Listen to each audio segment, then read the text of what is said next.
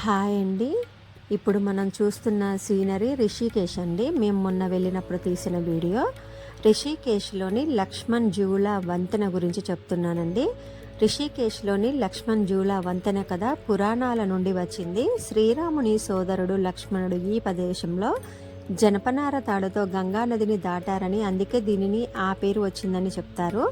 20వ శతాబ్దంలో నిర్మించబడిన ఒక ముఖ్యమైన సస్పెన్షన్ బ్రిడ్జ్ అండి ఇది రిషికేశ్ యొక్క ఆధ్యాత్మిక వారసత్వంలో భాగం అయితే భద్రతా కారణాల వల్ల ఇది ప్రస్తుతం మూసివేయబడింది.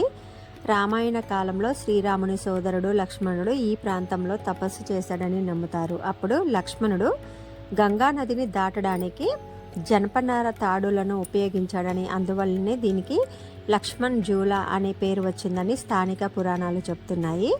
పురాణాల ప్రకారం సీతాదేవిని రక్షించిన తర్వాత రాముడు, లక్ష్మణుడు మరియు సీత అయోధ్యకు తిరిగి వస్తున్నారు.